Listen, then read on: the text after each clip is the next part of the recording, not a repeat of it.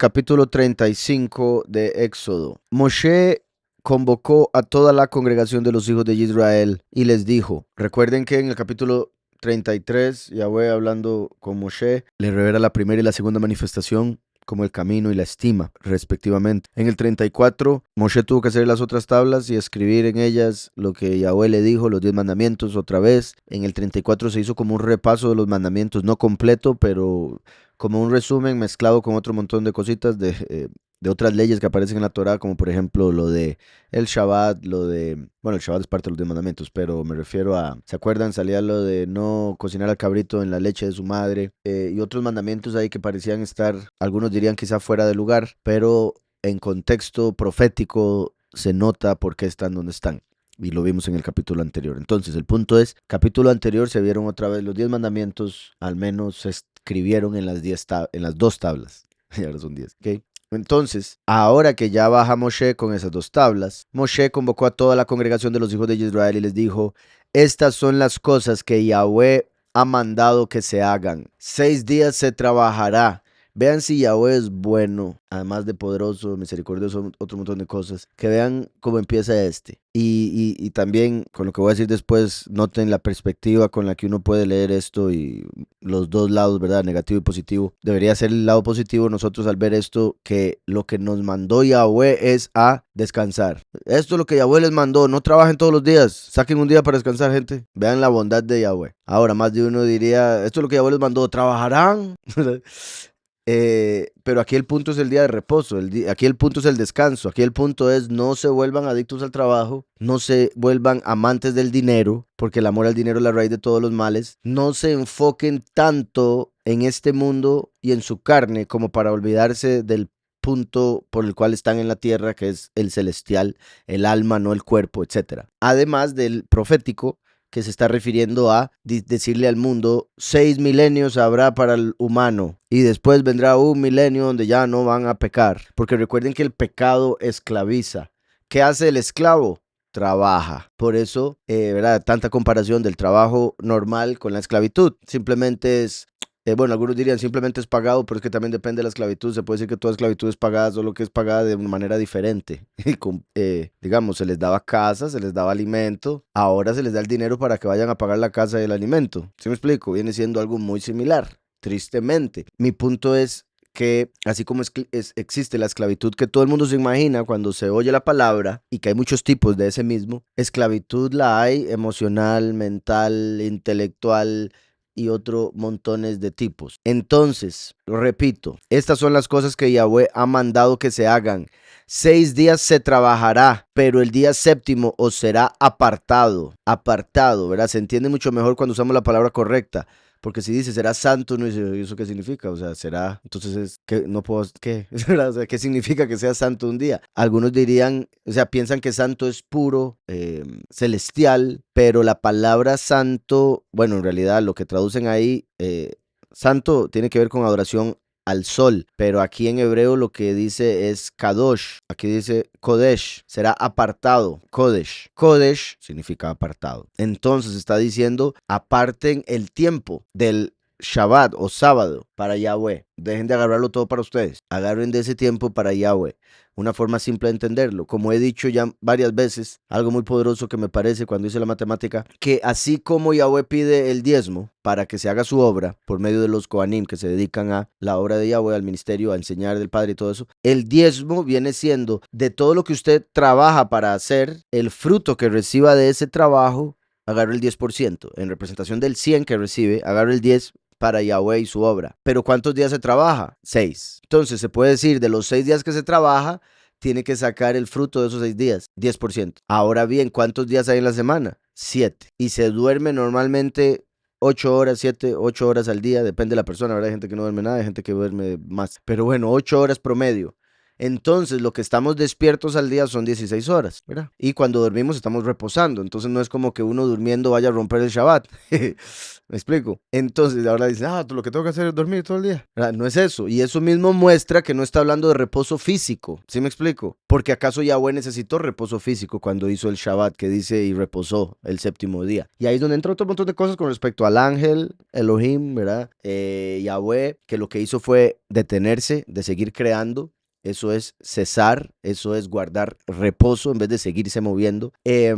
Entonces, como decía, 16 horas es lo que uno está despierto por día en promedio, y 16 horas viene siendo el 10% de las horas de la semana. Entonces, si sacamos básicamente 24 por 7, sacamos el 10%, viene siendo básicamente las 16 horas del Shabbat que Yahweh pide. Entonces así se le da 10% del fruto, 10% del tiempo que no hace fruto, para que dé fruto espiritual. Entonces, y como dije, en el sentido espiritual, perdón, profético, aquí está refiriéndose a habrán 6 milenios, porque para Yahweh un día son como 1000 años, que se trabajará, o sea, que se podrá pecar. No estoy diciendo que uno debería pecar. Estoy diciendo que el humano todavía puede pecar. Y a lo que voy con eso es que sigue el libre albedrío, sigue la influencia al mal, o sea, sigue la inclinación al mal, sigue el hombre estando en carne pecaminosa, etcétera. Entonces, por eso todavía existe la posibilidad de pecar. Ahora bien, en el otro lado también va a existir la posibilidad, porque ya bueno nos va a quitar el libre albedrío, pero ya vamos a tener un cuerpo diferente, ya no va a haber influencia al mal y por ende no vamos a querer hacer nada malo.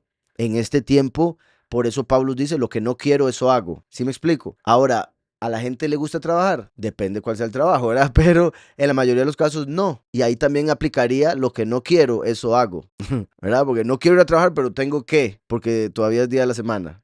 Y todo esto lo estoy diciendo para que se entienda el punto principal del Shabbat en el aspecto espiritual y cómo se relaciona con una semana de trabajar, ya sea para el enemigo como esclavo haciendo pecado, o trabajar para Yahweh haciendo obras de justicia. Y ambos trabajos que uno puede hacer durante estos 6 milenios van a ser remunerados en la otra vida, ya sea lago de fuego o vida eterna de gozo, con una recompensa X por las obras que haya hecho. Entonces, en el milenio vamos a reposar de todo el esfuerzo que debíamos hacer en este mundo para hacer lo correcto. Ya no va a haber un esfuerzo, ya no va a ser difícil. ¿Sí me explico? Porque ahora para hacer lo bueno uno tiene que esforzarse. Por eso a veces, como siempre también he explicado, lo que no quiero eso hago, eso se aplica de los dos lados. Porque cuando yo quiero hacer, digamos, yo hago un bien, hay algo en la carne, algo del maligno que dice, ¿por qué hizo eso? Hubiera hecho tal cosa, si hubiera ahorrado eso. Ay, ¿por qué gastó en esta persona? ¿Por qué? ¿Sí me explico? Pero cuando uno hace lo malo, la conciencia le dice, ¿qué hiciste? ¿Por qué hiciste eso? No hubieras hecho. Entonces siempre va a haber una lucha, no importa lo que uno haga el bien o haga el mal. Ahora, el que hace mucho el mal, cauteriza su conciencia hasta el punto de que ya no llega a tener eso y por ende hace lo que le da la gana en el sentido de que ya no tiene una lucha. Y obviamente entre nosotros más practiquemos hacer el bien, menos va a ser la lucha porque va a estar más fuerte la parte positiva y la otra parte se va a oír a penitas y se va a poder callar más fácilmente. Como ya lo hice. 6 días se trabajará, pero el día séptimo os será apartado. Día de reposo para Yahweh. Cualquiera que haga en él algún trabajo morirá. Cualquiera que haga en él algún trabajo morirá. Eso sería como decir, cualquiera que en el milenio peque, no va a pasar al nuevo cielo y nueva tierra. ¿Está claro? No encenderéis fuego en ninguna de vuestras casas en Shabbat. ¿Qué significa esto? Sabemos que la letra mata, más el espíritu vivifica. Antes de Yahushua no entendían la letra. Después de él tampoco, pero ya él nos dio el espíritu para entenderlas y sí creemos en él. Entonces, ¿qué dice la escritura acerca del fuego? Cuando Yahweh se enoja, sale fuego, humo de sus narices. Se enciende un fuego cuando Yahweh se enoja porque Él es fuego consumidor. La escritura lo dice una y otra vez que su enojo se enciende como fuego, ¿verdad? Y como hay diferentes sinónimos para enojo y fuego, llama, abrasador, etcétera, nada más voy a poner unas aquí. Yahweh y ardió su ira. Lo oyó Yahweh y ardió su ira. Se encendió entre ellos un fuego de Yahweh que consumió uno de los extremos del campamento. Vean qué buen ejemplo este. Porque por la ira celestial se encendió un fuego terrenal. Entonces, encender fuego en Shabbat es enojar a Yahweh. No quiere decir que si usted enciende un fuego como ese, Yahweh se va a enojar, porque eso es letra, y aquí estamos hablando espíritu. No haga algo que a Yahweh enoja, porque eso sería encender un fuego, encender su fuego. Ahora, si es que la Torah estaba hablando de no encender fuego literal en Shabbat, porque es que, vuelvo y repito, antes de Mashiach no encendían fuego literal. Si antes de Mashiach no entendían la Torah, quiere decir que eso no era el punto, porque no estaba la verdad y el espíritu antes de Yahushua. Entonces, todo lo que hicieran no era lo correcto. Todo lo que hicieron fue una representación muy terrenal de lo que Yahweh quería decir espiritualmente. Entonces, lo que hacían antes para guardar el Shabbat no era la forma de guardar el Shabbat. Tanto así que acusaron a Yahushua de romper el Shabbat. Y él les dice, no, los que lo rompen son ustedes haciendo la circuncisión en Shabbat. Y ahí quedaron hasta peor porque según ellos hacer la circuncisión era un mandamiento. Entonces dice, ¿cómo? Estoy rompiendo el mandamiento por hacer el mandamiento. Y Yahushua, ustedes no saben cumplir el mandamiento y por eso me están acusando de ser el que lo rompe. Y entonces, ajá, claramente. Y ellos no iban a tomarse el Shabbat libre, ¿verdad? Imagínense el Shabbat. Los sacerdotes diciendo, ¿saben qué? Váyanse para la casa porque Yahweh me dijo que no puedo trabajar. Sacrificios, y no está ahí el fuego encendido en la casa de Yahweh. La menorá no estaba encendida los 7 días de la semana. Y el altar no tenía que hacer el sacrificio continuo. Y esa era la casa de Yahweh. El punto es, no encienda un fuego nuevo. O sea, no enoje a Yahweh, vuelvo y repito. Por eso también, ¿verdad? En el judaísmo normalmente encienden la menorá a las 5:48, 5:45 de la tarde el viernes, porque no pueden encenderlo en Shabbat, y como para ellos el Shabbat bueno, para ellos empieza a las 6 de la tarde del viernes, entonces desde ahí no pueden encender nada, pero sí pueden tener algo ya preparado también, que sería como tener algo encendido y después nada más usar el fuego. Recuerden, ¿verdad? Que así como estaba el Shabbat de días, estaba el Shemitah, el año Shemitah, el Shabbat de años, y vemos que Yahweh enfoca más eso en el dejar descansar a la tierra, como diciendo, ya dejen de, o sea, si una persona trabajaba la tierra y no descansaba ni el Shabbat, era como tener a la tierra como un esclavo y de una manera inhumana, que lo que iba a hacer era terminar quitándole la productividad a la tierra de tal forma que ya no diera fruto, cosa que sucedió y por eso hoy en día la tierra está como está, que bendito Yahweh sigue dando fruto, pero no el mismo fruto, ya es mucho menor calidad, sin tomar en cuenta lo que han hecho con el cambio del agua y todo lo que le meten al fumigar y todas esas cosas. Entonces, recuerden que el pueblo fue llevado a Babilonia por no dejar descansar la tierra. Y ahora el milenio va a ser un tiempo en el que ya finalmente la tierra va a poder descansar, que sería una de las razones, una de tantas, de por qué la tierra está esperando la manifestación de los hijos de Yahweh, como acaba de decir la hermana. Entonces, volviendo aquí, vean como dice Deuteronomio 32, porque el fuego de mi ira se ha encendido y arderá hasta las profundidades del Sheol. Y como saben, está una y otra vez, aquí está hablando de cómo pasaban a los hijos por el fuego para Moloch y eso encendía la ira de Yahweh. Entonces, vuelvo y repito una y otra vez a través de la escritura, vemos que fuego es enojo. No encienda un fuego en Shabbat, quiere decir eso, no enoje a Yahweh en Shabbat. ¿Y debería uno enojarlo los otros días? Tampoco. Por eso es que nosotros entendemos que debemos vivir en Shabbat, ya no trabajando para la carne, en eso reposamos, y no trayendo ira a Yahweh, encendiendo fuegos, ya no. Entonces, volviendo a Éxodo, no encenderéis fuego en ninguna de vuestras casas en Shabbat. Y también, otro punto, porque si cuando Yahweh se enoja, enciende un fuego, o se enciende como fuego su enojo, al decir aquí, no encenderéis fuego en ninguna de vuestras casas. Si el templo de Yahweh es su casa, entonces este cuerpo es mi casa, la casa de mi alma. Y por ende mi alma no debería enojarse en Shabbat, porque estaría encendiendo un fuego en mi interior que sale por la nariz, el humo. ¿Sí me explico? Entonces al decir no enciendan fuego en ninguna de vuestras casas, está diciendo no se enojen en Shabbat. Y ustedes verán que normalmente, bueno, y hasta me atrevo a decir que no solo en Shabbat, si uno dice, ¿sabe qué? No me voy a enojar, se le van a presentar un montón de cosas para ver si es cierto. Entonces normalmente en Shabbat suceden cosas para que uno se enoje y uno tiene que acordarse de esto, porque muchas veces la gente por pensar que el Shabbat es no hacer cosas de fuerza o no esforzarse, se enojan por todo. Todo el día se pasan enojando y pensando que están cumpliendo el Shabbat y no se dan cuenta que con el primer enojo ya lo echaron a perder. Entonces deberíamos enfocarnos más en no enojarnos, en tener shalom con nosotros mismos, en nuestro interior y con el prójimo, en vez de uno, tengo que hacer nada. Entonces, no podemos porque se rompe el Shabbat, ya está enojado. Entonces, no encenderéis fuego en ninguna de vuestras casas en Shabbat. No se enojen, no se peleen en sus casas en Shabbat.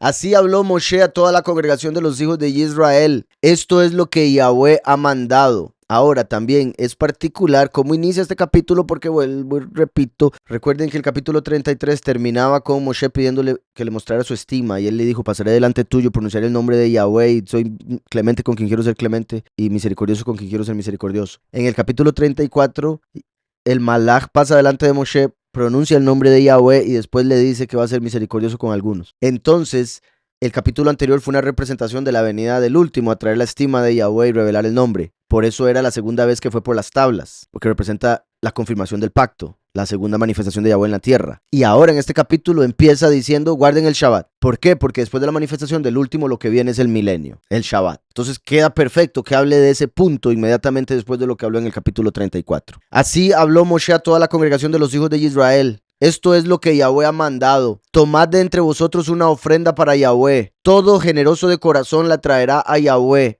Oro, plata, bronce, azul, púrpura, carmesí, lino fino, pelo de cabras, pieles de carneros teñidas de rojo, pieles de tejones, que recuerden que eso era el tahash, pieles de unicornio, sí, tahashim, madera de acacia, aceite para el alumbrado, especias para el aceite de la unción y para el incienso aromático, piedras de ónice y piedras de engaste para el efod y para el pectoral. Todo sabio de corazón de entre vosotros vendrá y hará todas las cosas que Yahweh ha mandado. El Mishkan hace alusión a todo ya terminado. Por eso vean que después de decir el Mishkan, su tienda, su cubierta, sus corchetes, sus tablas, sus barras, sus columnas y sus basas, el arca y sus varas, el propiciatorio, el velo de la tienda, la mesa con sus varas y todos sus utensilios, y el pan de la proposición, el candelabro del alumbrado y sus utensilios, sus lámparas y el aceite para el alumbrado, el altar del incienso y sus varas, el aceite de la unción, el incienso aromático, la cortina de la puerta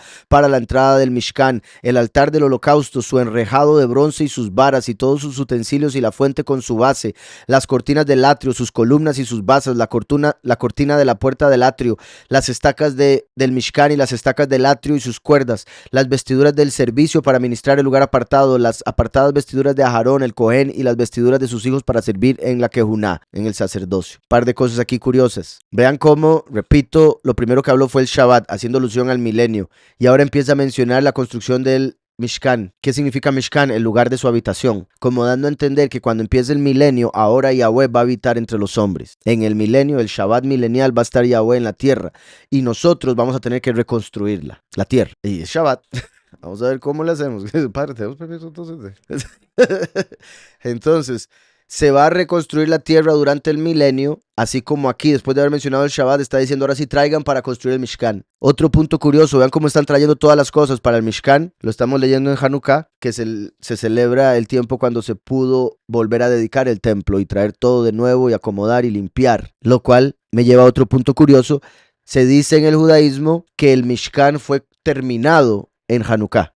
Lo terminaron de construir y de coser, porque en este caso era una tienda, y de todo lo demás que hicieron en Hanukkah. Pero Yahweh le dijo a Moshe, no lo construyas, no lo levantes todavía hasta el 1 de Aviv. Entonces se habría terminado, básicamente se dice para esta época en la que estamos, pero Yahweh se esperó hasta Aviv. Estaba viendo, ahora me acuerdo, no sé cómo llamarlo, pero una presentación, yo vi un corto de la presentación, de un hombre que estaba mencionando que en la historia china recuerden que cuando Yahushua HaMashiach vino, no había tanta tecnología, al menos se cree, ¿verdad? Como la de hoy en día, o comunicación entre la gente, entre las naciones, no tanta como hoy en día, tan rápido y demás.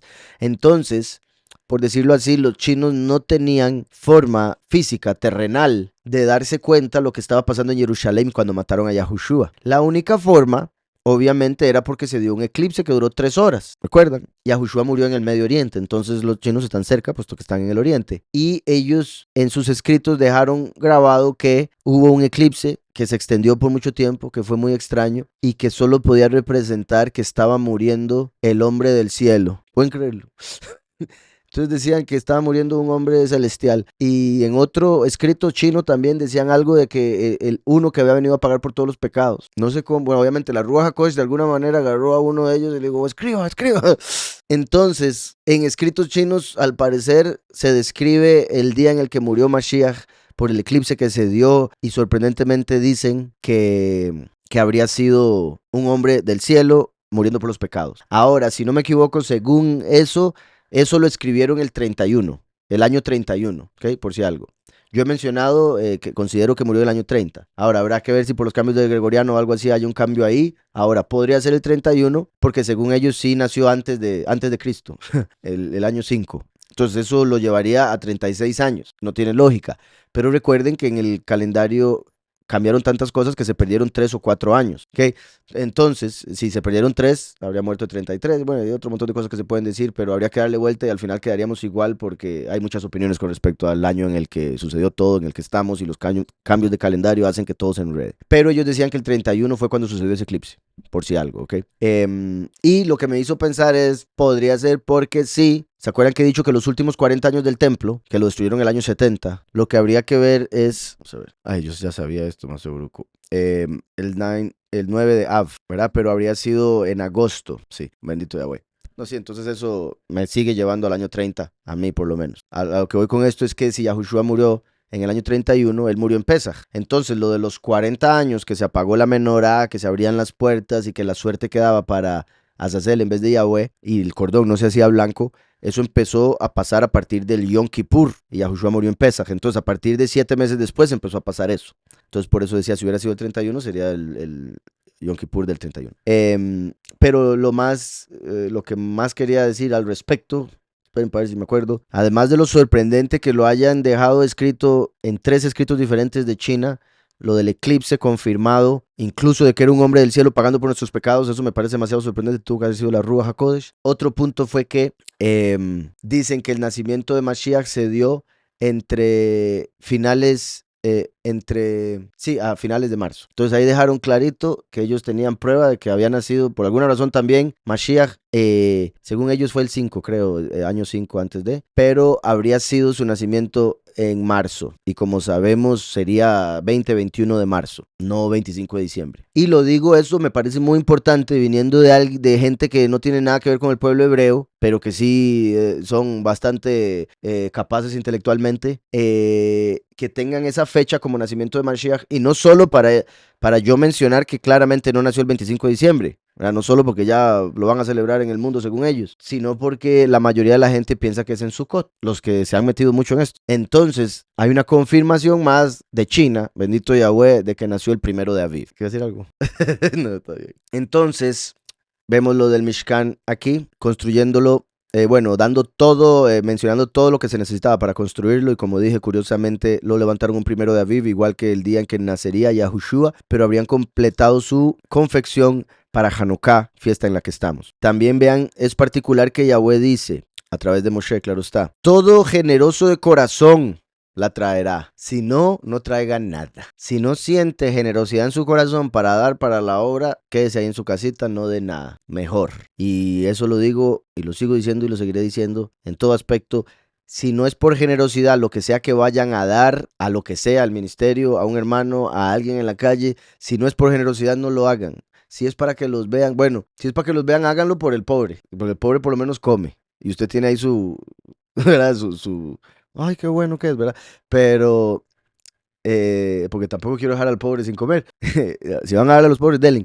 Pero en lo que respecta para la obra de Yahweh, para el ministerio y demás, no den, por favor, no den si no sienten dar, si no quieren dar, si se van a quejar por dar, si están dudándolo, si piensan, ¿será que doy o no doy? No dé, solo dé cuando esté completamente seguro de que quiere dar, de que siente las ganas de dar. Todo generoso de corazón la traerá, o sea, el que no es generoso de corazón no traerá nada. Y no se le está reclamando, simplemente es por el bien de la obra, porque ustedes saben que lo espiritual es lo que otros llaman energías, ¿verdad? Y depende con qué espíritu usted dé algo, con esa energía viene ese algo, y también así va a seguir. Y no queremos, por ejemplo, si construimos algo, va a estar mala energía, buena energía, mala energía, buena energía, y todo se va a venir abajo pronto. Entonces, si todos lo que traen es con buena energía, con generosidad, la construcción va a durar y va a ser de bendición, y se va a sentir esa buena energía cuando la persona se acerque. ¿Sí me explico? Como cuando dicen que la comida queda más rica si se hace con amor, ¿verdad? Yo creo que sí es cierto, a menos de que sea muy mal cocinero, ya tiene que ser el extremo, ¿verdad? Porque tampoco ¿verdad? Yo lo hice con mucho amor, solo que no sé cocinar. Entonces, eso con la generosidad. Continúo en el 20. Entonces salió toda la congregación de los hijos de Israel de delante de Moshe, todo aquel a quien su corazón impulsó. Vean qué curioso esto también, su corazón lo impulsó. Corazón es engañoso, pero también es generoso a veces. Hay que irse por ese lado. Todo aquel a quien su corazón impulsó y todo aquel a quien su espíritu le dio voluntad. Qué curioso eso, porque recuerden que Yahweh pone el querer como el hacer y el espíritu del hombre se lo dio Yahweh. Entonces, la voluntad viene del espíritu. De hecho, recuerden que la voluntad de Yahweh es su Ruach HaKodesh. Cuando Yahweh tuvo la voluntad de hacer algo fue cuando de él emanó la Ruach, como un pensamiento de la mente. Por eso aquí vemos la conexión de voluntad con espíritu. Y por ende, nuestro espíritu, que nos regaló Yahweh para darle vida al alma y al cuerpo, nuestro espíritu es el asiento de la voluntad, es el espíritu que nos impulsa a hacer lo que hacemos, obviamente lo bueno, lo positivo. Y qué curioso también porque el impulso viene del corazón, pero en el corazón está el impulso a hacer lo malo y a hacer lo bueno. Uno de acuerdo a la voluntad del espíritu que tenga, cómo va a usar el impulso del corazón. ¿Está claro?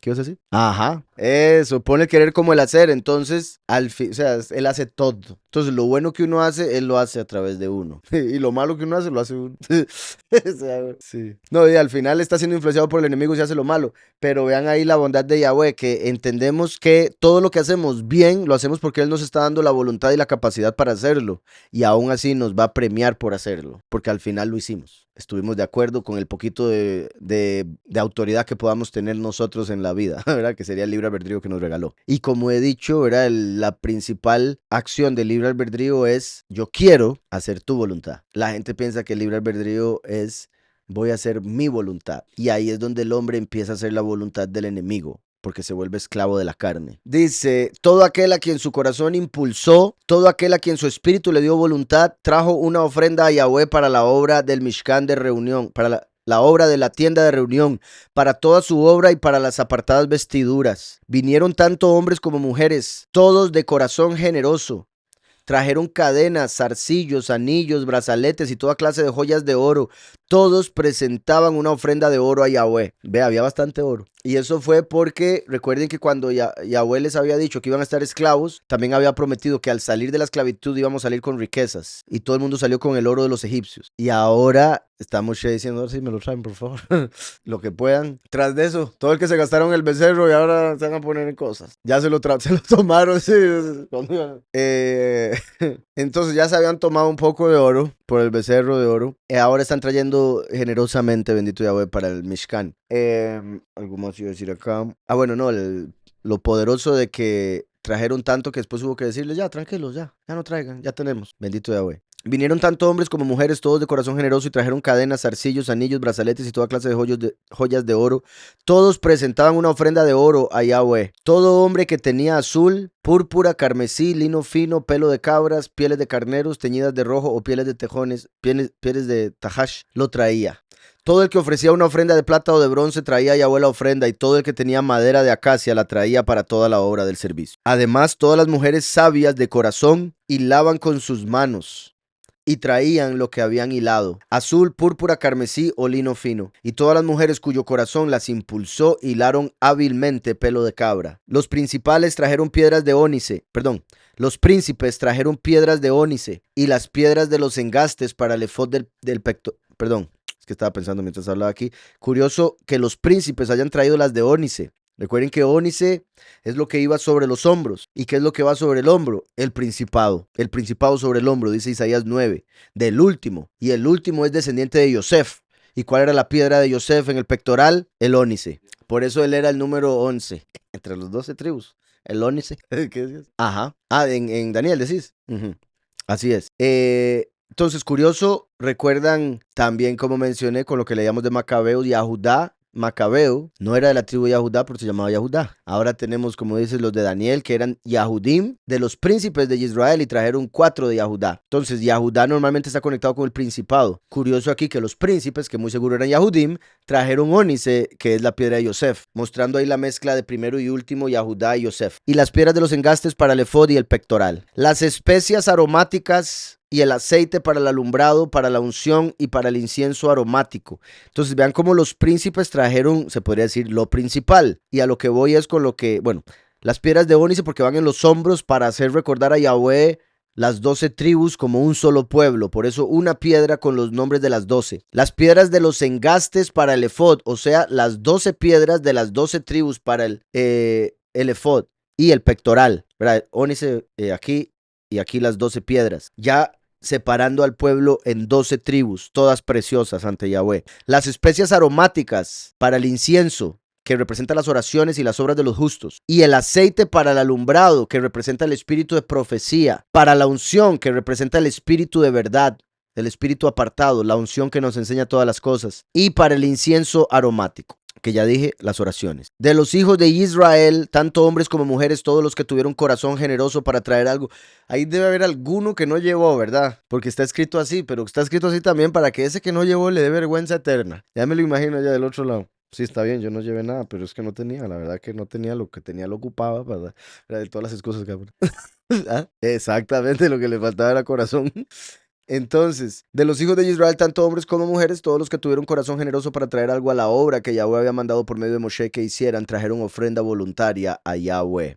Entonces Moshe dijo a los hijos de Israel: mirad, Yahweh ha nombrado a Betzalel, hijo de Uri, hijo de Hur, de la tribu de Yahudá, y lo ha llenado de la Ruach de Elohim, en sabiduría, en inteligencia, en conocimiento y en todo arte, para proyectar diseños, para trabajar en oro, en plata y en bronce, en la talla de piedras de engaste y en obra de madera, para trabajar en toda labor ingeniosa.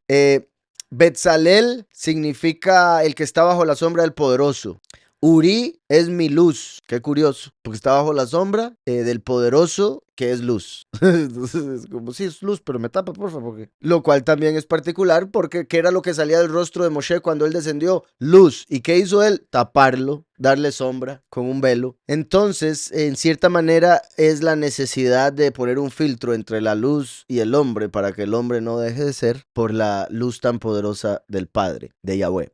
Entonces, el que está bajo la sombra del poderoso, que también se conecta claramente con el Salmo 91, ¿verdad? De estar bajo la sombra del Altísimo, que habita al abrigo del Altísimo, morará bajo la sombra del Omnipotente, del Shaddai. Entonces, Betzalel, Uri y Hur, que era caverna, ¿verdad? Hueco.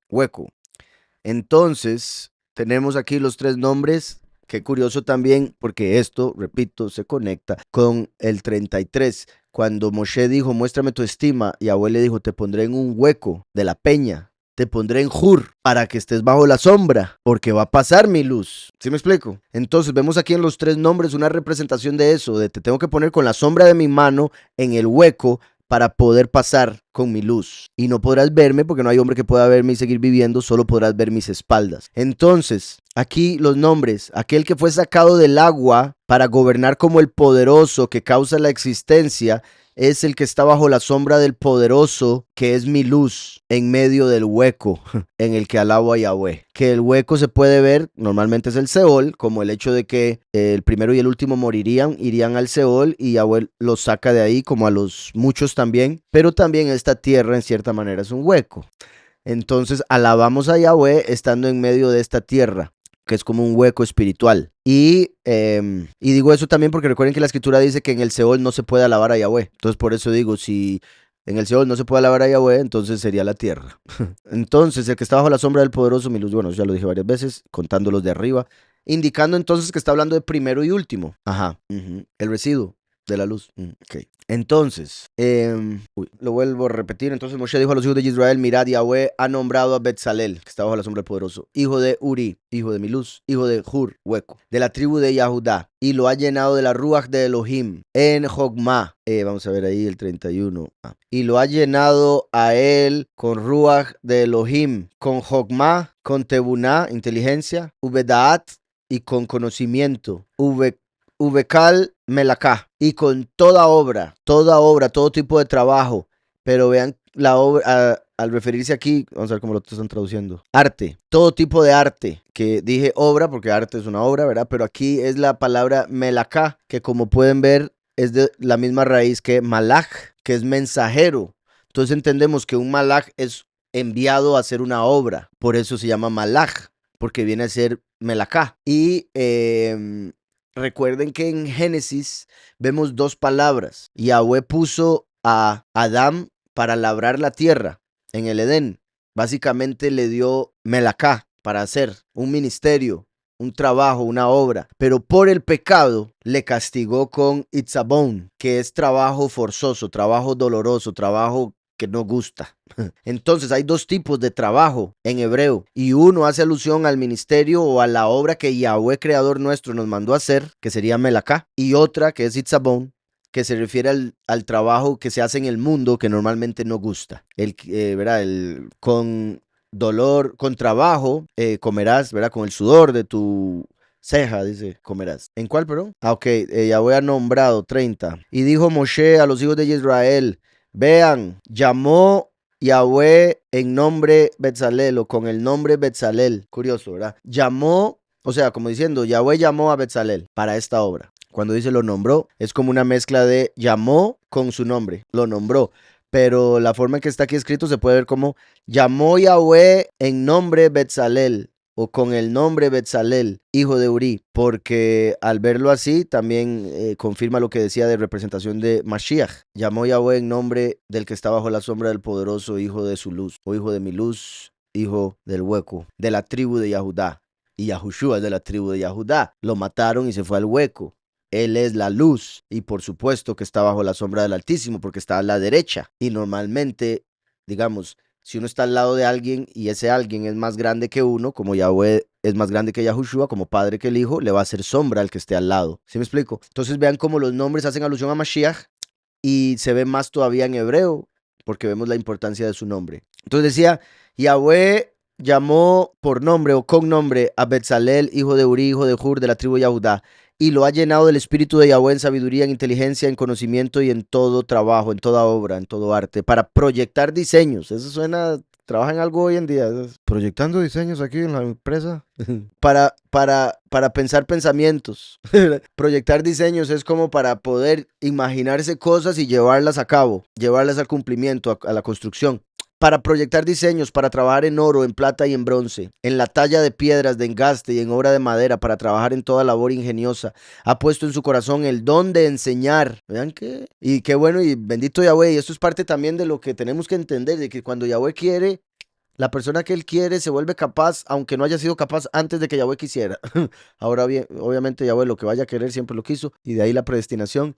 Pero mi punto es, si usted considera que ahorita no tiene la capacidad de hacer nada en la vida, no importa, pídale a Yahweh y tenga fe que le puede dar la capacidad de hacer todo en un día, todo lo que sea. Vean a Betzalel y hasta le dio la capacidad de enseñar, que eso es un don. El poder enseñar es un don. Don que entiendan también lo que uno enseña, pero bueno, el enseñar es un don y era necesario aquí porque él no iba a construir todo. Él tenía que decirle a la gente, ok, le voy a enseñar cómo hacer esto, venga. Ahora uno podría decir, y lo digo con mucho amor, padre, ¿por qué Yahweh no le dio a todos de una vez ya el conocimiento para hacerlo? Pobre Betzalel, venga para enseñarle. Uf. Entonces, eso es muestra, bueno, representación de Mashiach, el maestro, ¿ok? Con el don de enseñarle a todo el mundo para que ahora ellos también hagan su parte, su obra en construir el templo. Entonces, ha puesto en su corazón el don de enseñar tanto a él como a Joliab, hijo de Ahisamac, de la tribu de Dan. Peligro con esa tribu, solo por ser de la tribu de Dan, o no. Cuidado, me traiciona. Ahora, vamos a ver estos nombres. 34. Aholiab, mi tienda es el poderoso. Mi hermano se goza en el juicio. Si es lo que pienso. Pero vamos a ver. Antes de eso quiero ver el hebreo. Ulhorot, Natán, Bilbohu. Ok, ahora los nombres.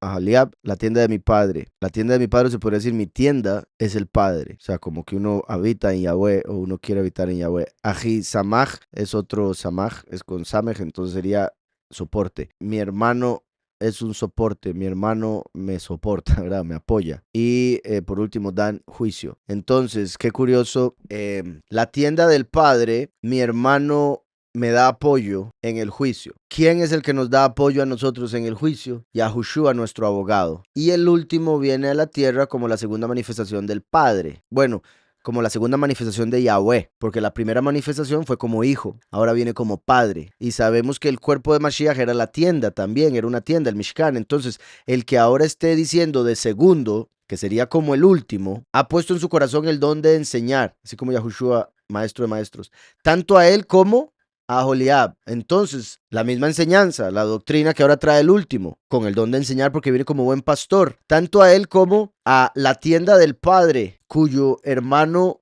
lo apoya en el juicio, porque el último necesita de Yahushua como abogado, necesita su apoyo para cumplir la misión. Y es en el fin de los tiempos cuando se da el juicio. Curioso, ¿verdad? Ha puesto en su corazón el don de enseñar tanto a él como a Joliab, hijo de Ahisamach, de la tribu de Dan, y los ha llenado de habilidades para que hagan toda obra de arte y de invención, de bordado en azul, en púrpura, en carmesí, en lino fino y en telar, para que hagan toda labor e inventen todo diseño. Qué poderoso está para inventar, les dio. Que en inventar está hablando de la palabra pensamiento, ¿verdad? Entonces, obviamente eso haría más alusión a Yahweh poniendo el pensamiento de aquello que ellos tienen que construir. Porque recuerden que Yahweh le mostró el Mishkan y cómo tenía que hacerse a Moshe, pero ahora le está dando la sabiduría a Betzalel para que, entre comillas, invente. En realidad es Yahweh poniendo el pensamiento en Betzalel de construir aquello que le había enseñado a Moshe. Porque ahora imagínense la sorpresa para Moshe ver el resultado y decir, mira, es igual al que yo vi y yo no se lo tuve que enseñar a Betzalel, porque fue Yahweh el que le enseñó a Betzalel. ¿Está claro?